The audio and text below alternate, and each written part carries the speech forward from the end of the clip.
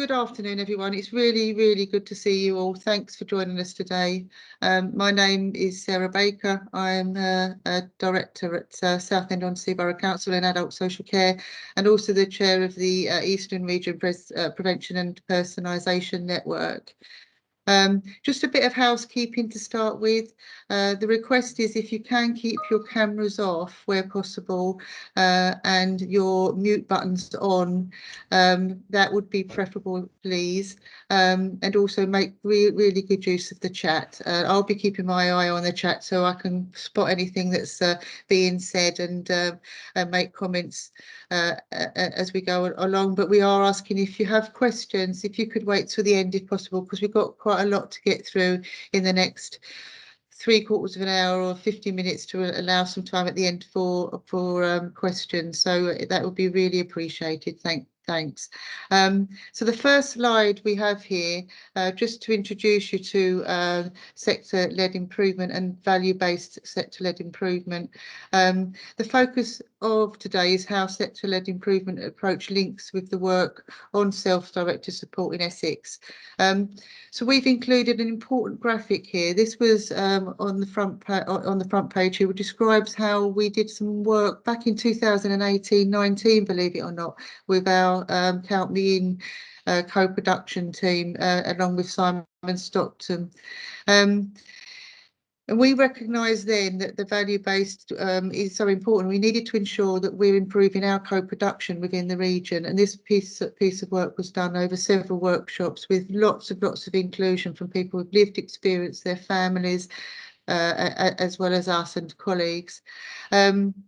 What the map shows you here is the tree of co-production and how if that's done right, it grows and flourishes itself without any need for us to do much more. So if you could go on to the next slides, please, Tash. So just a quick overview of the agenda today. We're going to have it's a packed agenda. So what is the value-based approach to sector-led improvement? There you can see the things we're going to cover.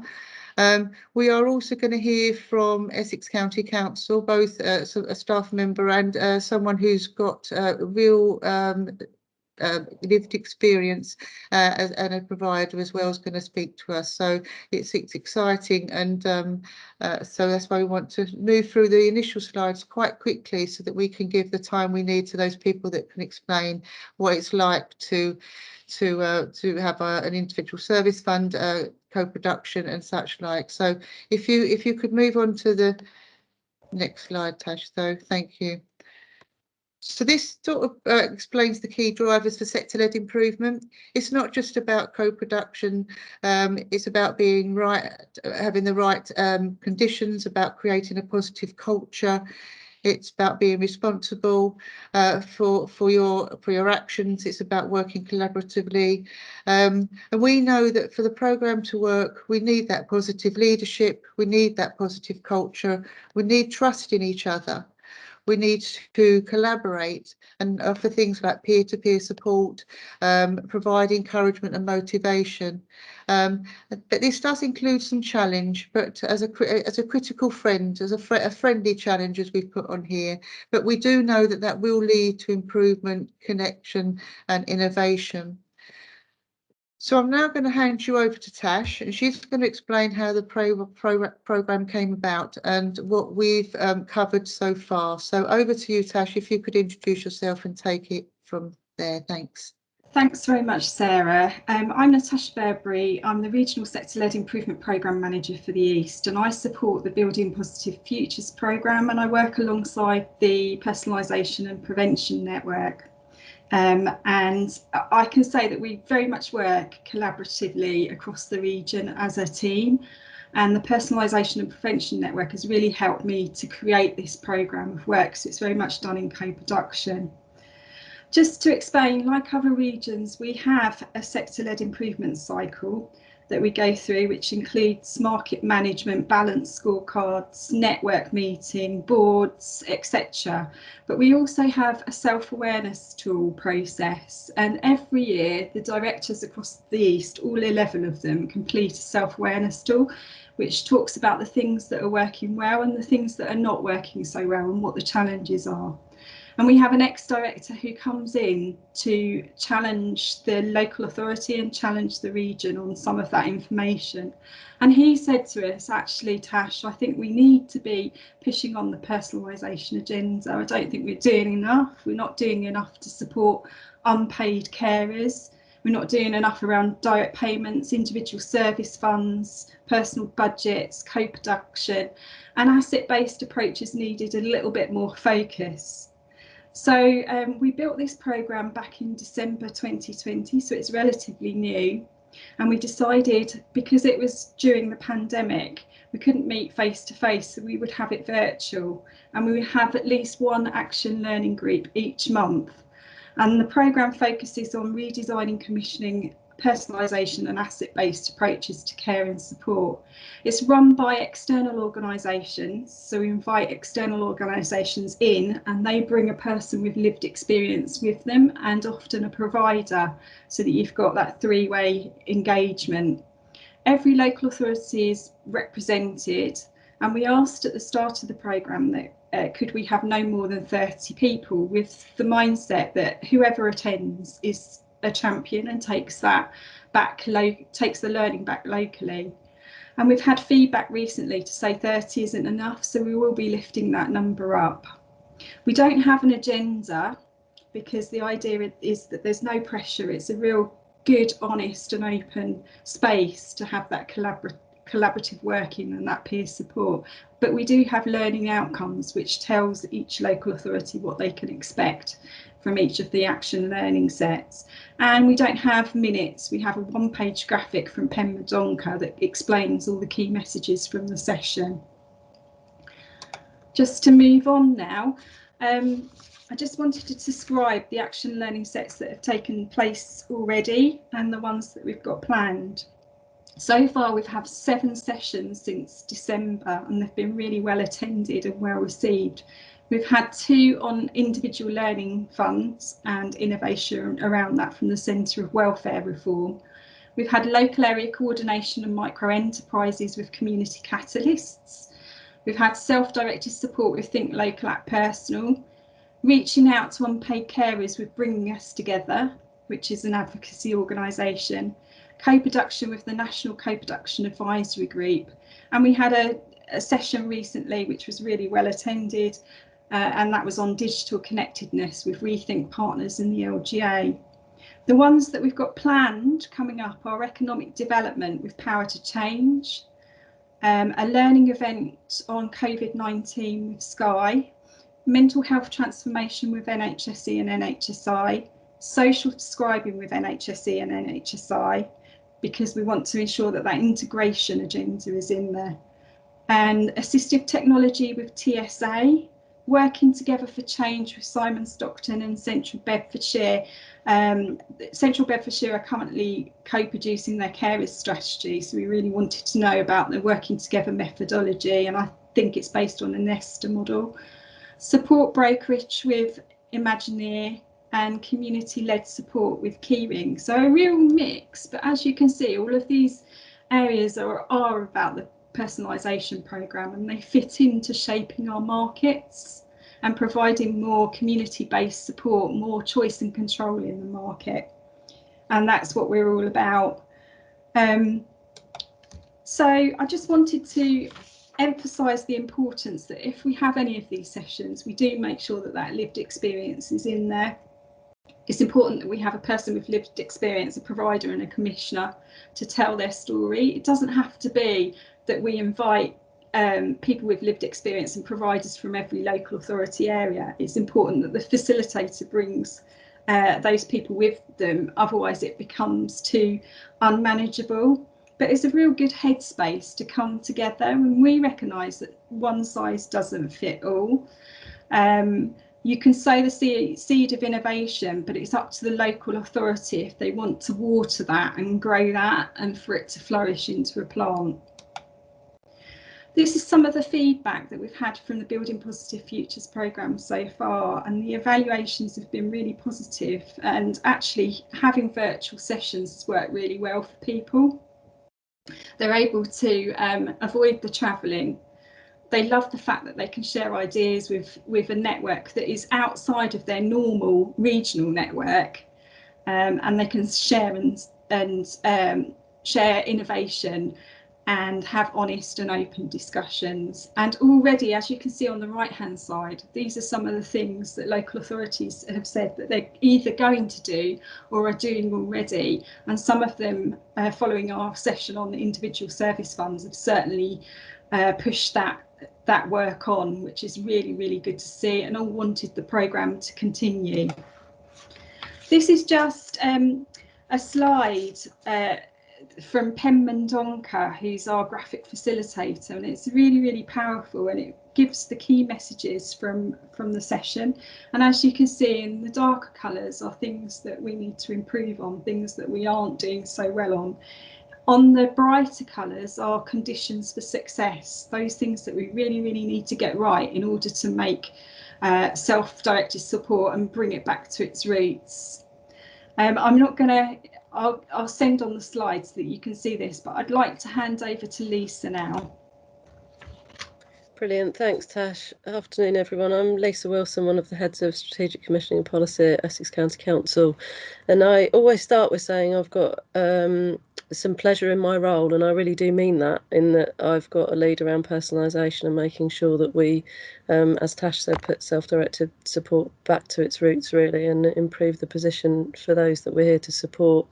So when I came into my role back in 2018, seems a long time ago now, I really wanted to understand what the position was like for people in Essex, both from a lived experience perspective, but also providers and our practitioners.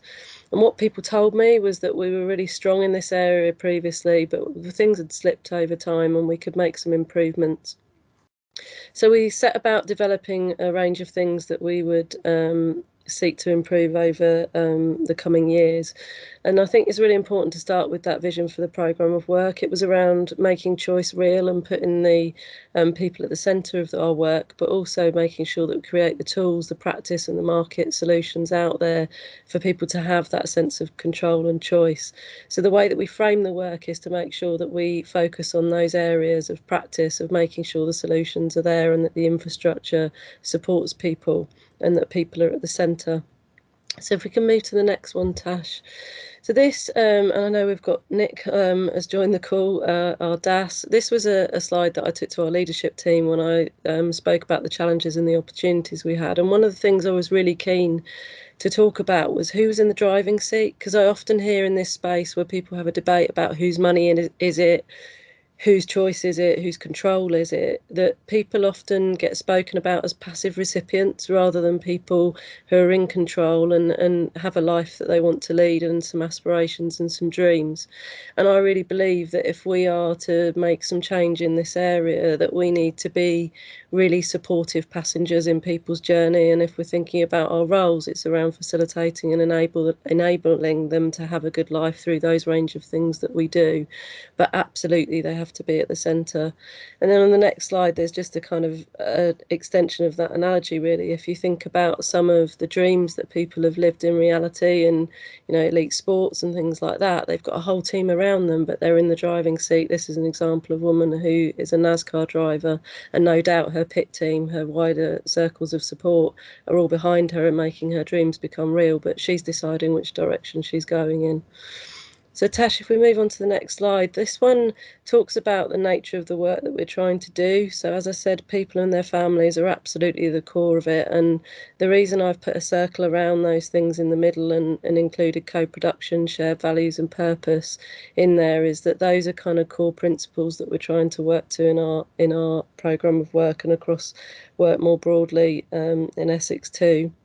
So I spoke about the importance of practice, and our kind of foundations of practice offer that our operational teams have been able to access over the last year or so has been trying to put the kind of conditions in place for people to have that self-directed support, but also for that strength-based approach to really be evident across people's work. We've looked at system improvements, so things like updating our forms around assessments, support planning, making sure that the tools are there for social workers to operate in the way that they need to with people. We've updated our policies and our practice guidance, and we've also developed a CPD offer for those that are not so aware of what's possible around direct payments in our frontline teams, and that's starting to show some traction in terms of improving people's understanding. And then we've also been exploring how we support the market, and in particular PAs who are supporting people on direct payments to ensure they've got the right training offers and the right practice in place. We've then been looking at infrastructure improvements, so again goes hand in hand with those other things that I've spoken about, but all of that was about making sure that we've got the right infrastructure, including making sure our direct payment support offer is right, but not just around direct payments, but some of those other processes and things that get in the way of people being at the centre of our approaches are aspects of that work there. And then crucially, the other work that we're doing is to enable those solutions to be there in the market. People were really clear with us that it's all very well giving us the money, it's all very well offering strength-based approaches and things like that, but you need the right support in the market to support people with their outcomes and their dreams for the future. So things like developing our individual service fund offer, developing our approach around alternative forms of support like micro providers, as Tash said earlier on, and other things that we can do to offer alternative supports in the market is a really important piece of the work. So if we move on to the next slide, Tash, I just want to talk about very briefly this ladder of co-production. I'm sure many of you come across it before, but we moved from a place where we were kind of doing some consultation, engagement, those sorts of things with people, and we've now moved to a place where we're much more in the space of co-production and co-design. So I think that's important to say at the start, and that's why we've got Jade and a provider with us today as well, so that it's embedded in the way that we work. So if I move on to the next slide, Tash, I just wanted to briefly pull out a couple of points on this slide. I'm not going to spend too long on it because I want to leave Jade and Steve from our provider long enough to speak. But the importance of this journey was also about getting strategic support. So this is like one of the foundational pieces of what we're doing. If I don't have my support from my leaders, if I'm not providing leadership to my team, then none of this cascades through. So we've been working with our leadership teams across children's and adults, and some of this work does also have an all-age aspect to it. We took the decision very early on to co-produce this work, so we engaged the support from TLAP to do that, and National Co-Production Advisory Group members in our work too. We had agreed ground rules in that work, and language was absolutely key because we wanted to make sure that we were operating in an environment where it was really open and we weren't using language that disabled people in the conversations. I think the other thing to pull out there is that we started with what enables you to have a good life, so really kind of conversations about principles and values and what's important to people before we moved into the kind of things like what makes a good direct payment support offer, or what supports would be needed in the market to enable self-directed support. COVID-19 didn't stop us. I know it's been a challenge for many places and many aspects of our work, but we just moved our approaches to being more online. And actually, in a sense, we've got more people engaged. So most of our sessions that TLAP helped us run had between 30 and 50 participants, which during the pandemic was fantastic. And we actually asked people if they were willing to carry on with the work. And most people said absolutely, because we don't want this to be something that is paused and then isn't picked up again. So if we briefly move to some of the themes, so we spoke about, you know, what does a good life look like, and we come out of that session with some principles and values. I was really keen to learn from the Making It Real framework that TLAP developed, but I didn't want to just parachute that into Essex. We had to co-produce something that was relevant to Essex people. And in that, we came out with some values and principles that I'm now sharing with other colleagues, developing our vision for the future in adult social care so that those things can be embedded through our work in the future. We then looked at what support is needed to effectively manage direct payment. We know we've got some specific issues there. In that session, rather than us having a plan of the future sessions, we asked the group, you know, what are the areas you want to focus on? And those are the sorts of things that came out. So things like constraints on choice, contingency arrangements, things like difficulty in finding those different supports came out strongly. So Tash, if we just move on to the next one. The next one was around looking at our processes and communications. So people very strongly said, you know, oh, the way we communicate and the way they're able to communicate with us needed to be improved. And also some of our processes behind the scenes created challenges for people. And then the next one was around direct payment support services before we moved on to what sort of support did we need to encourage people in the PA market. So a real kind of journey over the last 6 months. And now in terms of where next, we absolutely need to carry on the co-production work. So that co-production group will continue. We're continuing our offer around developing individual service funds in order to then think about how that grows in the future.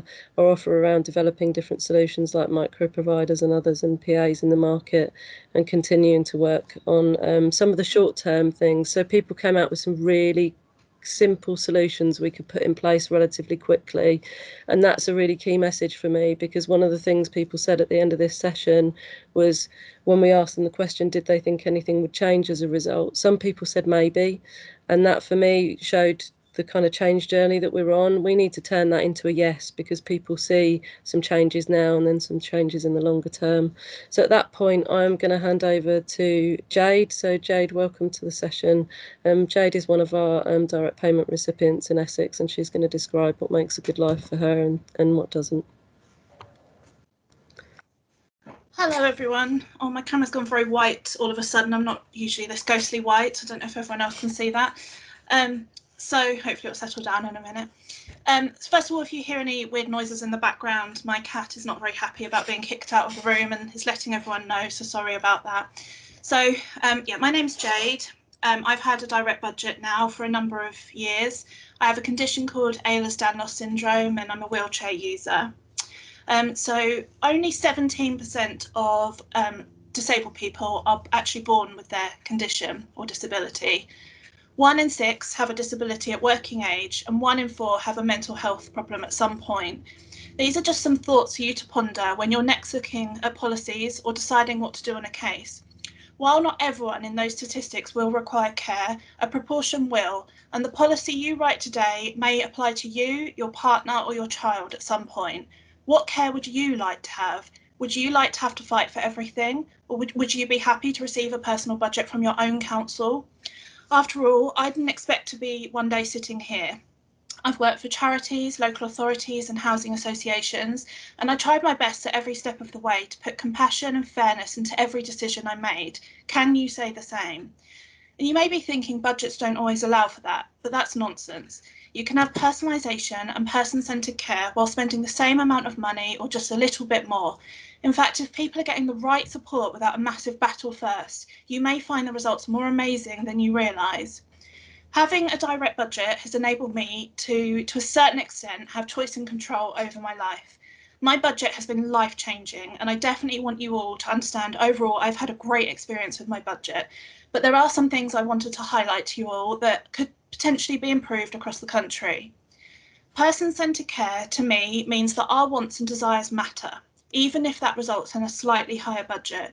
For example, I was recently having a discussion with my social worker about an issue I'm having, and she said to me, "We would expect you to use a commode at night." Can you stop and consider that? How would you feel being told to use a commode? Some of you might think, but I don't want a commode in the middle of my nice bedroom. And that's before we get into the issue of who would empty it and how you'd feel about that. So instead, I spent ages detailing why that wouldn't work in terms of my condition. But what I wanted to say was, no, I don't want a commode. And I want that to matter. I want my opinions and my well-being to have equal weight to theirs. One thing I'd like to change is that I'd like to see more fairness in the financial assessments and disability-related expenses. When I first applied for a budget, someone came out to me with a long checklist and asked lots of questions. Do you use extra heating, additional washing, and lots of other things? I gave proof of lots of them and was given a zero contribution.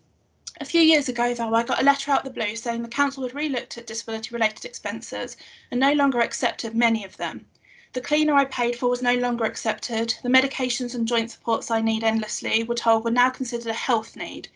I pointed out the NHS didn't fund them, but was told it didn't matter. None of them counted. So I asked for the new list of what did count and was told, can't give you that. So if you have a set amount to live on, let's just say £100 for ease, and you spend £40 of that on things related to your disability, but the council say they don't count, it doesn't mean the money magically appears back in your account, yet they will take that as money they can put towards care. Why isn't there transparency around these expenses, and were any disabled people actually consulted about the impact of these decisions? Over the last few years of being involved in groups with other budget holders, it's really opened my eyes to two specific groups. They're often the invisible ones, those that have a high contribution and are struggling, and the ones that have had to turn down care entirely because they couldn't afford it. It doesn't matter if we have the most amazing direct budget system in the world if people can't actually access it.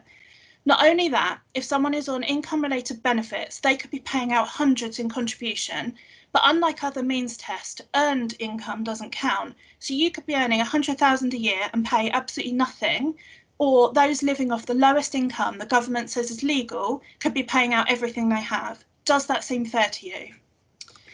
I'd also like to see personal independent payments banned from being included in financial assessments, as some councils do. I could already spend my PIP 10 times over on the additional costs of being disabled. The Joseph Rowntree Foundation did a study into what the cost of PIP per week would look like, truly taking into account what's needed. For someone like me with high to medium mobility issues and personal support, the answer is £1,513 a week. Yet the phrase, that's what your PIP is for, is being used more and more as a tool to dismantle crucial support, with the finger pointed back to us to say, just use your PIP money instead. Having person-centred care can mean a lot of things. For example, when I first looked at care, I assumed I'd have to have an agency, and that filled me with dread. I didn't want to have to explain to a different person each day that I was in constant and severe pain. I wanted them to know that already. My condition also means I never have a morning. I need to sleep over 12 hours in order to function, but care agencies usually are set up around the norm: morning visit, lunchtime, bedtime. So having a PA has meant that they can work around my life, which has been fantastic. It's meant that I've had the choice to move away from family care without having to justify why that doesn't work for me. It's meant I can ask interview questions, like when I interview a PA, like, do you like cats? My 3 cats mean the world to me, and it's important whoever's in the house each day actively likes them too. Clearly this isn't going to matter to anyone else or rank highly in an assessment as being critical, but it matters to me. When setting up my budget, I asked for some PA time to help me with my hobby. I was thinking of the physical aspects of getting items out and that kind of thing, and I got an immediate response that hobbies couldn't go in a budget, and I actually felt embarrassed for asking. Yet as I get further down the line, the more wrong I think that was. Firstly, I'm pretty sure the Care Act does put hobbies under wellbeing, and I understand to social services things like personal care matters more, I get that. But when you're in a position like I am and had to stop working, you have to find other reasons to get up each day. So my focus became my hobby, and it really helped give me a distraction. It helped make me feel like a human being again in a world where all my control had fallen away. And I would love that to be acknowledged in my budget, that this matters. And yet part of me actually feels bad mentioning things like hobbies, when since joining a group of national budget users, I can see that's a drop in the ocean of what some of them are facing. Some have had reviews where their entire budget has been cut in half with absolutely no change to their need and no reason given. Others have had to fight, argue and beg to be given a budget that doesn't even begin to meet their basic needs, and have been left getting awful responses to complaints that continue to dehumanise them. And these situations matter to us all. Even those of us that have been treated well to begin with fear the system when we hear stories like this and see the impact on the person trying to put their life back together. It's why I started my last review with the question, are you here to cut my budget? It's why I just wanted some reassurance to help me stop shaking, because that's how scared I was. So part of me feels bad bringing up hobbies when this kind of failing is going on, but I want to aspire, and I want to be part of a council that allows and encourages a debate on how much hobby time can go in a budget, not one that allows situations like the ones I mentioned occur. One lady actually posted for help yesterday, and I asked her permission to read her post to you because I thought it perfectly encapsulated what happens when it actually does all go wrong. So she said, I'm chronically sick and my husband has Parkinson's. Up until recently, we had direct payments. It's always been left up to me to organise our life as disabled people, as my husband hasn't got the wherewithal. The Christmas before last, we had to sack our last PA. I can't begin to tell you the problems we had with her, but I did finally manage to get rid of her. So I went to one of my ever-changing social workers and asked for help, and she told us to temporarily employ a care agency until after Christmas, when they would give her support to find a new PA again. The agency were actually terrible, and after the new year she wasn't given any help to find a PA, and the social worker then informed her that she would now have to repay all the agency fees that had gone over and above her budget. She said she wasn't allowed a budget again until she had paid all that money back. In the meantime, the care agency, the care the agency was giving, had deteriorated so much, and the standard become so low that morphine was stolen from her on more than one occasion. I now refuse to have carers from this agency in my home, so consequently we are without carers, and I am at my wit's end. I don't think I've ever felt so low. This whole year has been a nightmare. I feel trapped, scared, and frightened for the future. It seems to me agencies and social workers can bully us as they wish, and there's simply no one to help us. There was another discussion on the group today around some councils refusing to fund any PA time for appointments, stating these were purely a health need and hospital transport must be used. I can't even begin to explain, although a hospital transport doesn't equal having a PA there to support you, and people shouldn't be having to fight for support of the most basic. After all, it's the most basic and boring part of life, living with a disability, having loads of appointments to go to. And it's stories like this that show we do still have a long way to go. But otherwise, I'd also love more support around being an employer. Despite being a manager in the workplace, the relationship between a PA and a budget holder is completely different. Imagine trying to tell off someone who will be then providing personal care to you 5 minutes later. The first time I ever plucked up courage to bring up an issue with a PA who was taking non-urgent 20-minute phone calls, she stormed off shift and left me on my own. I never even brought it up to her again because I didn't want her to leave me stranded.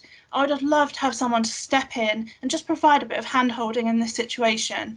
There is a lot of responsibility to being an employer, and when you're exhausted, in pain, and dealing with a lot of your own stuff, this can be really quite difficult. I've recently been having an issue with my power chair. The issue being that it's pretty much dead. Power chairs are meant to last around 5 years, and mine is now 9 and it's absolutely battered to hell. Fixing it isn't an option. My chair was originally funded by Access to Work. I contacted them and said my mobility had decreased and I really needed a wheelchair to continue to work. They asked what I needed. I sent my assessment through and they responded with, okay, here's the money. Simple, smooth, brilliant. I wish all assessments were like that. I can no longer work, so that route is no longer open to me. So I started with NHS Wheelchair Services. They have an incredibly strict policy on power chairs, and to cut a long story short, they won't fund it, and that's that. I've tried everything you can think of to fund this chair, which costs around £7,000. I eventually went to social services, but that's a health need, they told me. Well, I don't think it's just a health need.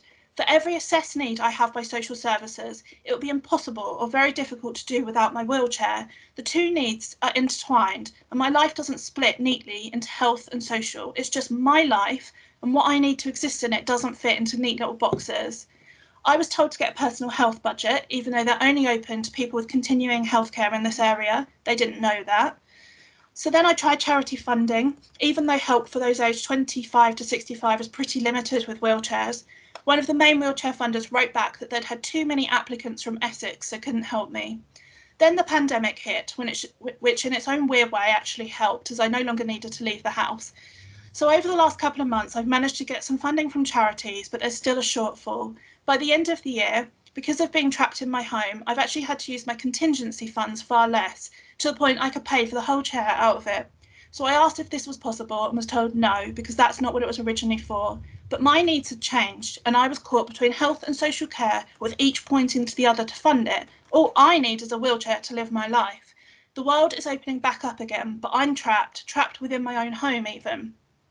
In general, I'd love to have the power to direct my own care, to respond to my own changing needs, not to have a higher budget, but the power halfway through the year to say, you know, I'd really like to join an art class to tick my boxes of socialisation and getting out the house, and I can see I have enough in my budget to cover that. And I'd also like to see some common sense in a budget. For example, I was told cleaning can't be covered in a budget through a PA. Why? Who decided that? Are disabled people meant to live in filth? The Care Act says it forms part of your well-being to maintain a habitable environment. So why am I being told it can't form part of my budget? I would like to see clear and consistent policies to fall back on, as my experience has been I've often got different answers depending on who I speak to, and sometimes I feel like they're giving me an opinion. Sometimes I'd like to know how to challenge decisions if we can't come to an agreement. In fact, when I first was applying for a budget, there was a specific therapy that I really wanted funded, and when I asked my social worker, I was told they don't fund things like that anymore. I was confused, as everything I read said as long as it met your assessed needs and wasn't illegal, anything could technically be in your budget. Just to be clear here, I wasn't asking for any more money. I was asking to use the money I'd already been allocated to meet my needs. I eventually reached out to someone who was actually responsible for bringing direct budgets to an entire county to ask if this was right or not. He said this wasn't personalisation and they were looking at the end of the support plan, not the beginning. He also told me if it met my assessed needs and sorry, I've completely lost my, and that it was relevant, and that personalisation should be about support and control, not an exercise in rationing. I wonder how much, if anything, has actually changed in that time. I also wonder if I wasn't lucky enough at the time to have a contact I could go to for help, what would have happened? It's a shame in the years that have passed since then, there hasn't been more of a link up between health and social care. Over the last year, I've been working involved with Essex County Council, working on personalisation with budgets alongside TLAP. When you have a budget, you often feel alone and adrift. Due to a total fluke, for the last 3 reviews, I've actually had the same social worker, and it's been really lovely. I can email her and say, hi, I need this, without explaining my whole life story, and I've had continuity of care. But taking part in these meetings with Essex and TLAP has given me another anchor point. It's really nice to be able to feedback the things that don't work so well in budgets and feel like you're being listened to, and can help steer things just a little bit for future budget holders.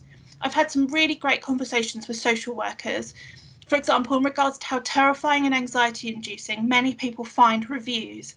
One social worker was totally confused by this and said, but you're right, they're a positive thing, but we don't necessarily see them that way. Each is a possible chance of our care being ripped away from us or being cut, and they are the ones with the power, not us.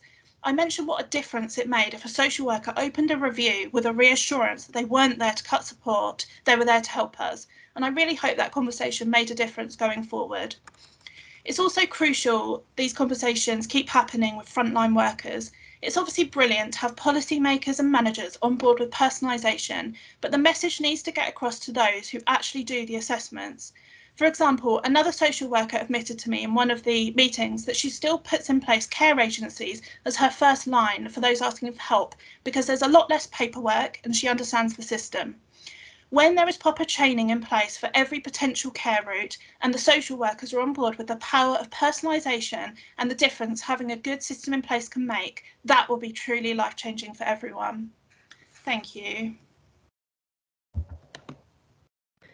Wow, Jade, thank you. Sorry, my cameras remain completely Casper. I don't know what's gone on there, sorry. That's all right. I think it's back to me now, Jade, but we are going to have time for questions, and I'm sure people will have many for you. So in terms of developing our individual service fund in Essex, our offer, I've put that image on the left there, and that's really important because what we are doing is learning to fly together, because at the end of the day this is new territory for us, and we're hoping that it flies, it becomes something that really supports people in a different way. And individual service funds offer something in between a commissioned or a managed service and the direct payment in the way that Jade talked about there so eloquently. There are lots of things in direct payments that make it difficult for people, and we're hoping that an ISF offer can bridge that gap with choice and control. So we're developing the offer. We're covering some areas of the county, but not all at the moment, and getting those foundations in place. I'm delighted we're here today with Steve, who's going to talk to you about what it means from a provider perspective. And Steve's working our work in South Essex, where we're looking at the provider model for ISF. So over to you, Steve. Next slide, Tash, please. Hi everyone, so my name is Steve Bailey. Work for a small provider in South Essex. Just to give you a bit of context. So we're incorporated in 2008, been providing services since then. We're quite small, 31 customers. Profile of our customers are on the whole people on the autistic spectrum, people with complex needs, and in particular people that can engage in challenging behaviour periodically or quite a lot of the time, depending where they are in life. When Lisa approached me to talk for 10 minutes or so, she posed a really interesting question, which is what are the conditions for success for an ISF provider. So in quite stark contrast to Jade's presentation, which I do feel is slightly set up by Lisa, because I'm not sure I'm going to compete with that presentation, but this is going to feel really businesslike. But I think that's what Lisa asked me to do. So please bear with me if it feels a bit like that. Just in context, so 31 customers, Nexus has 98 staff. The budgets around the customers we support range from anything from £400 a week to just under £6,000 a week. So quite a contrast in terms of the services we deliver. We have a turnover of about 2.3 million a year and provide a mixture of community support, supported living and single services. So it's in that context that I'll spend the next kind of 5-6 minutes talking. Back a slide, Tash, for a second, please. Thank you. So in terms of the slide that's in front of you, it is a seesaw, and I'm not sure it should be a seesaw going forward, but the reality as a business owner, I am trying to balance the stability of my business, which in essence is my income, but also the income for 98 staff and all of our customers at the moment to varying degrees, and their families require the business to be sustainable. At the same time, self-directed support, which I'm absolutely in agreement with, and the business is built on the values behind choice and control, requires us to think quite differently about how we deliver that support. And I just wanted to explain a bit over the next couple of slides about what that balance and that challenge is for a provider. Thank you, Tash. So I think one of the critical bits that we've learned over the last 10 to 12 years is that when you're thinking about a customer's journey, you're critically thinking about what that person is going to want to need and want to buy. And critically, what we've found is that journey fluctuates depending on what someone wants, what they want to achieve, and at times what they need. And one of the biggest challenges that's been for us as a provider is trying to make sure that the business stays safe through that journey, but at the same time is able to flex and respond based on what someone wants to buy at any particular time. And partly this is complicated by the fact that we do support some people with some quite complex needs.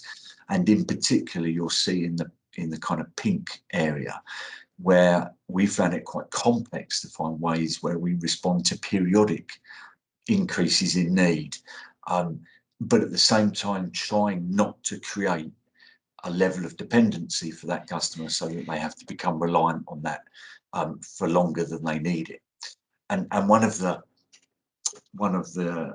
processes that we have to think through there is when people hit that pink area, they might need quite intensive interventions such as behaviour intervention, additional support around the management of the team that's supporting the person.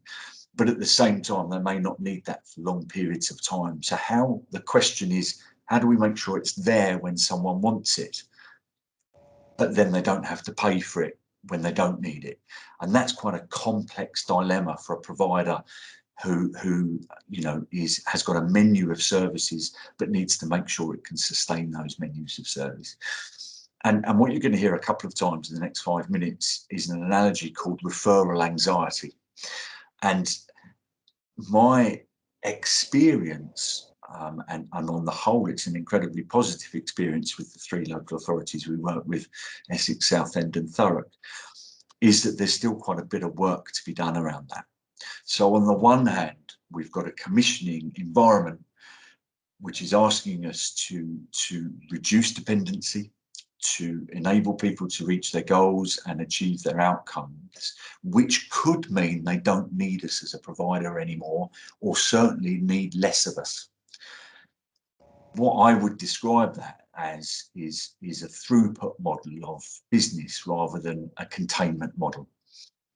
Throughput means that people will leave Nexus at some point when they don't need us anymore.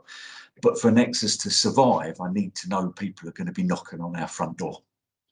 And one of the biggest challenges at the moment is to have a commissioning environment that gives me confidence, one, to know what I need to be developing because that's what people might want to buy in the future, but 2, to understand what the kind of demand might be for our services so that I can kind of sustain the business and take some risks associated with keeping the business going whilst we're waiting for people to come and knock on our front door.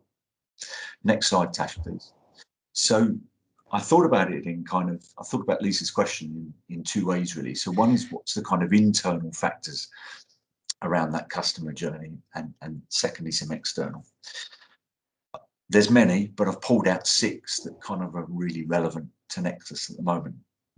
So in terms of customer demand, I've just touched on that. How do we avoid referral anxiety? And part of that is working with commissioners, both at a kind of macro level, but also a micro level locally, to understand kind of what people are wanting to buy, both now, in the future, and how does Nexus develop a menu of services that's sustainable to be able to meet what people want to buy. And critically in that is asking ourselves constantly as a business, what are we good at? So that's what we want to provide, but actually what are we not so good at? And how do we work with our partners to make sure that that exists for people to buy if they need it? Some of Jade's comments resonated with me around staff recruitment and retention. So how do you recruit the right people with the right characteristics in a way that is bespoke to the people that are knocking on our front door?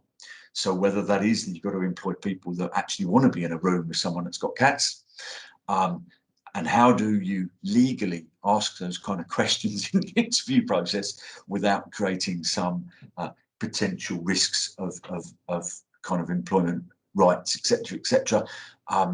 And then how do you make sure that when you're deploying your staff team, you're deploying people in a way that manages those characteristics around each person, and that you can use them across your services as people lead you less? It's a real challenge, recruitment, and has changed dramatically in the last 3 weeks for some really crazy reason. So maybe the pandemic has adjusted how recruitment looks, but it is a real risk and a real challenge for providers at the moment about what the labour market looks like now in 6 months, in a year's time. A huge issue for any provider, I think, is finding the capacity to be creative and innovative.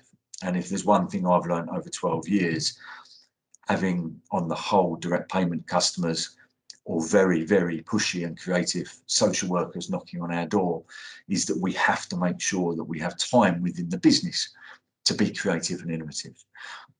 And I have to say that there's a cost to that.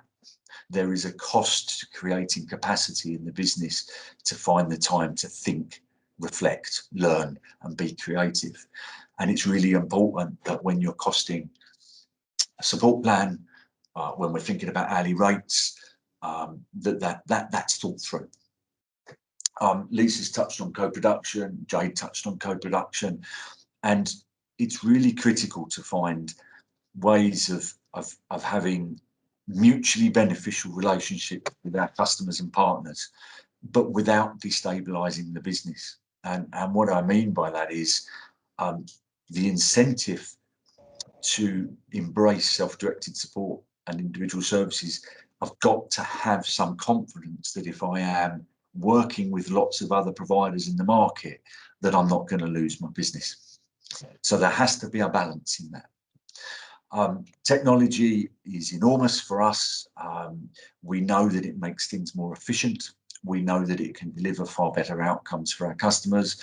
And we're constantly looking at how we can find new ways to embrace technology in terms of how we deliver services. But at the same time, there's a cost to that. And again, it's how you build that into the budget and the planning and the hourly rates. And finally, I've put infrastructure just as a really big question around how do I, as a business owner, balance the expenditure on an infrastructure when I'm not quite sure how many people I'm going to be supporting at any one time. And certainly as a complex need provider, one of our challenges is the level of compliance, the level of training, the level of kind of insurances that have to be in place, sometimes regardless of how many people we're supporting, therefore income is enormous. And it requires us to have it in place, otherwise we can't even get off the starting block to provide services. Next slide, Tash, please. Just 3 parts of external factors. So in terms of commissioning, as a provider, I need confidence that there's a market for what I'm delivering or what I'm thinking about delivering. I need information from commissioning to help me to understand that and to take the risks to be able to develop those services.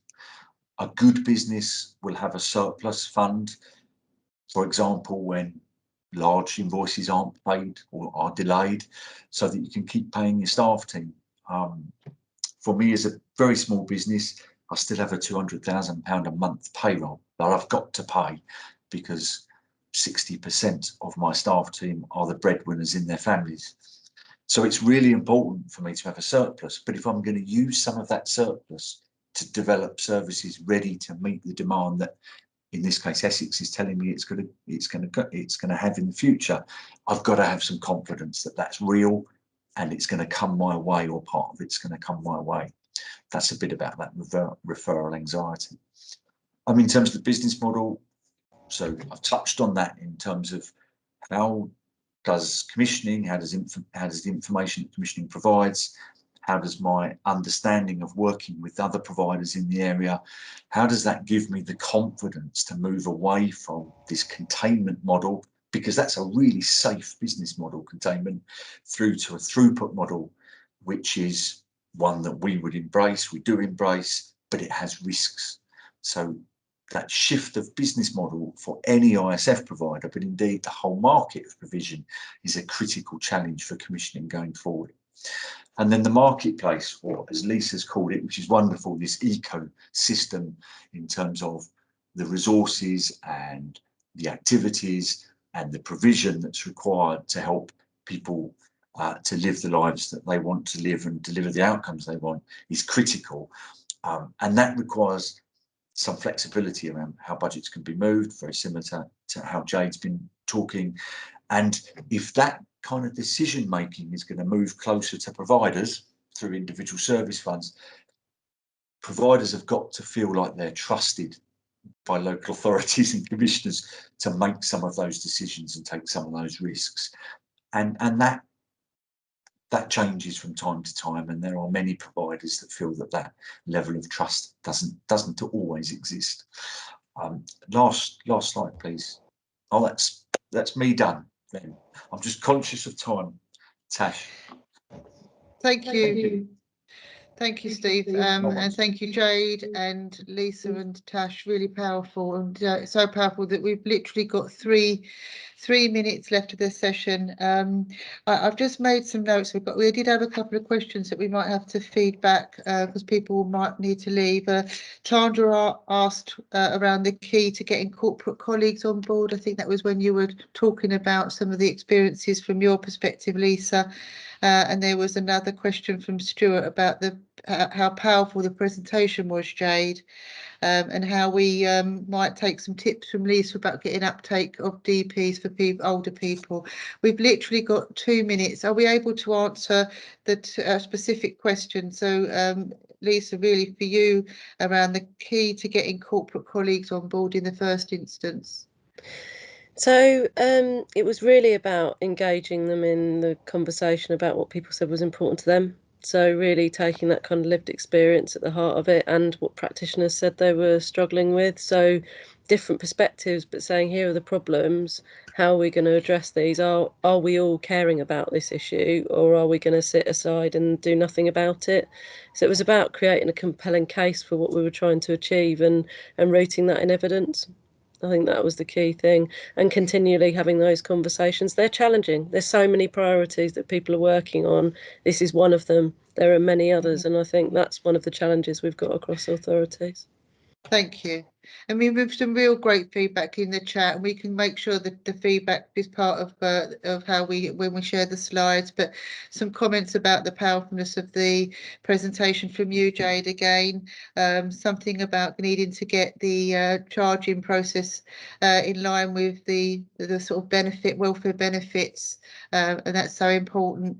And also some stuff about maybe the provider perspective from an ICF being made wider to the conference, because it's extremely powerful to hear the perspective of that sort of recovery model for a provider where there's not that consistency. You need to see the flow of people, because that's right for recovery, but the impact on providers needs to be recognised. I think people are leaving now because I think there's a meeting at 5. What we can do, Tash, is share the slides, can't we? And pick up anything we've missed from the chat. Whether there's most of it was comments and feedback rather than questions. There was the question from Stuart about uptake of direct payments for older people, but maybe we can share something after this with some thoughts when we've looked properly at the chat. So thanks everybody for joining us. We've really filled our hour and some, so I'm hoping you enjoyed the session and the presentations. Really happy to take questions outside of this. The Building Positive Futures program's been really successful, and we've got another full 6 months or more of it to come, with lots of programs and workshops that people are really keen to attend, and lots of interest from huge amount of colleagues. So thanks again. Is there anything anyone else would like to add before we leave the session? Sarah, if I can just say thank you to Steve and Jade, because I know they've given up their time and they've been working with us incredibly hard in Essex, and I could never have said the sorts of things that they did. So brilliant, and thank you so much for your time. Yeah, absolutely. Thank you ever so much for joining us, both of you. It's been really important to hear your experiences, and we're really grateful. And thank you for letting us record it so that it can be shared wider for others that couldn't make it today. They can actually hear what you had to say. So that's so impressive. So thanks, everybody.